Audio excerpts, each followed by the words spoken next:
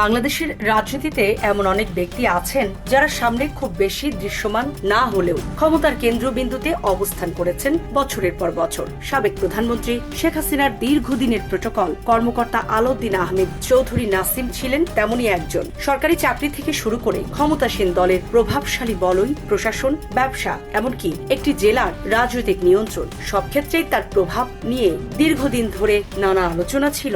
Premium commercial space is now for rent. Featuring ample parking and excellent accessibility, this 4,200 square foot space is ready. Elevate your business and call us today. 2024 সালের জাতীয় নির্বাচনে ফেনী 1 আসন থেকে আওয়ামী লীগের সংসদ সদস্য নির্বাচিত হওয়ার পর তার নাম জাতীয়ভাবে আরও আলোচনায় আসে। তবে ফেনীর মানুষের কাছে তিনি বহু বছর ধরেই পরিচিত ছিলেন অন্য এক নামে, ফেনীর অভিভাবক। স্থানীয় রাজনৈতিক নেতার প্রকাশ্য সভায় তাকে অভিভাবক বলে সম্বোধন করতেন। ব্যানার, ফেস্টুনে তার নামের আগে লেখা হতো ফেনীর অভিভাবক। জেলার বিভিন্ন রাজনৈতিক কর্মসূচিতে তার উপস্থিতি ছিল বিশেষ গুরুত্বের বিষয়। অথচ দীর্ঘ সময় তিনি আওয়ামী লীগের কেন্দ্রীয় রাজনীতিতে তেমন দৃশ্যমান কোনো পদে ছিলেন না। আলাউদ্দিন নাসিমের রাজনৈতিক যাত্রা শুরু হয়েছিল ছাত্রলীগ দিয়ে। 80-র দশকে তিনি চট্টগ্রাম বিশ্ববিদ্যালয় ছাত্রলীগের সভাপতি ছিলেন। ছাত্র রাজনীতিতে সক্রিয় থাকার পর বাংলাদেশ সিভিল সার্ভিসের প্রশাসন ক্যাডারে যোগ দেন। 1996 সালে আওয়ামী লীগ ক্ষমতায় এলে প্রধানমন্ত্রী শেখ হাসিনার প্রোটোকল কর্মকর্তা হিসাবে দায়িত্ব পান। 2001 সালে আওয়ামী লীগ ক্ষমতা হারানোর পরও তিনি বিরোধী দলীয় নেত্রী শেখ হাসিনার প্রোটোকল কর্মকর্তা হিসাবে দায়িত্ব পালন করেন। এই দীর্ঘ সময়ে তিনি রাজনৈতিক, প্রশাসনিক এবং ব্যবসায়িক অঙ্গনের প্রভাবশালী ব্যক্তিদের সঙ্গে ঘনিষ্ঠ সম্পর্ক গড়ে তোলেন। আওয়ামী লীগের বিভিন্ন নেতার ভাষ্য অনুযায়ী শেখ হাসিনার পাশাপাশি তার ছোট বোন শেখ রেহেনার সঙ্গেও নাসিমের ঘনিষ্ঠ যোগাযোগ ছিল। রাজনৈতিক অঙ্গনে অনেকে তাকে ফান্ড ম্যানেজার বলেও আখ্যা দিতেন।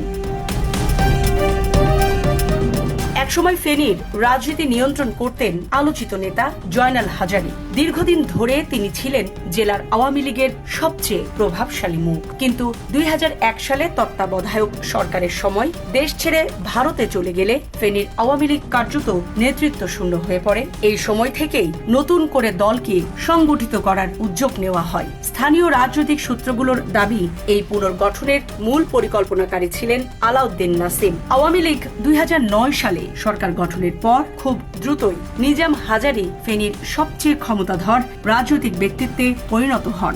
স্থানীয়দের অভিযোগ, এই পুরো প্রক্রিয়ার নেপথ্যে ছিলেন আলাউদ্দিন নাসিম। তার রাজনৈতিক ও প্রশাসনিক প্রভাব ব্যবহার করেই নিজাম হাজারীকে প্রতিষ্ঠিত করা হয়। ফেনীর বিভিন্ন রাজনৈতিক সভা সমাবেশে নিজাম হাজারী প্রকাশ্যে আলাউদ্দিন নাসিমকে আমার অভিভাবক বলে পরিচয় করিয়ে দিতেন। জেলার বিভিন্ন অনুষ্ঠানে ব্যানার, ফেস্টুন ও পোস্টারেও লেখা থাকত ফেনীর অভিভাবক আলাউদ্দিন আহমেদ চৌধুরী নাসিম। জেলার কোনো গুরুত্বপূর্ণ রাজনৈতিক সিদ্ধান্ত নেওয়ার আগে নাসিমের মতামত নেওয়া হতো। শুধু দল নয়, প্রশাসনের বিভিন্ন কর্মকর্তাও তার সঙ্গে নিয়মিত যোগাযোগ রাখতেন বলে অভিযোগ রয়েছে। আলাউদ্দিন আহমেদ চৌধুরী নাসিম প্রশাসনের পাশাপাশি বিদ্যুৎ কেন্দ্র, আবাসন ব্যবসা এবং কয়েকটি বড় ব্যবসায়িক প্রতিষ্ঠানের স্বার্থ রক্ষায় ভূমিকা রাখতেন। নিজেও বিভিন্ন ব্যবসায়ী অংশীদার ছিলেন বলে অভিযোগ রয়েছে। 2024 সালের জাতীয় নির্বাচনে জমা দেওয়া হলফনামায় আলাউদ্দিন নাসিম নিজের ও স্ত্রীর নামে 108 কোটি টাকার সম্পদের তথ্য দেন। হলফনামা অনুযায়ী তার বার্ষিক আয় 3 কোটিরও বেশি এবং স্ত্রীর আয় প্রায় 70 লাখ টাকা। ঘোষিত সম্পদের বাইরেও দেশ বিদেশে তার পরিবারের বিপুল সম্পদ রয়েছে। জীবন অবাক না করলে কে করবে? 28% মিল্ক ফ্যাটের অবাক করার সাথে ফ্রেশ মিল্ক পাউডার। জীবন অবাক করুক প্রতিদিন। ফেনীর পরশুরাম উপজেলা ভারতের সীমান্ত ঘেঁষা এলাকা। স্থানীয় সূত্রগুলোর দাবি, এই সীমান্ত দিয়ে দীর্ঘদিন ধরে অবৈধভাবে শাড়ি, পোশাক, ফ্যান্সিডিল সহ নানা পণ্যের চোরাচালান হতো। অভিযোগ রয়েছে এসব কর্মকাণ্ড নিয়ন্ত্রণ করতেন নাসিমের ছোট ভাই জালালউদ্দিন আহমেদ চৌধুরী ওরফে পাপ্পু এবং চাচাতো ভাই নিজামউদ্দিন আহমেদ চৌধুরী ওরফে সাজেল।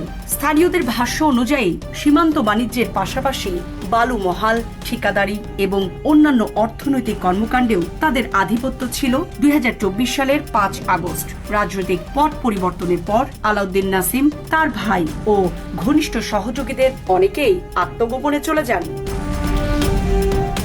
সামরিনা প্রীতি, ঢাকা এক্সপ্রেস।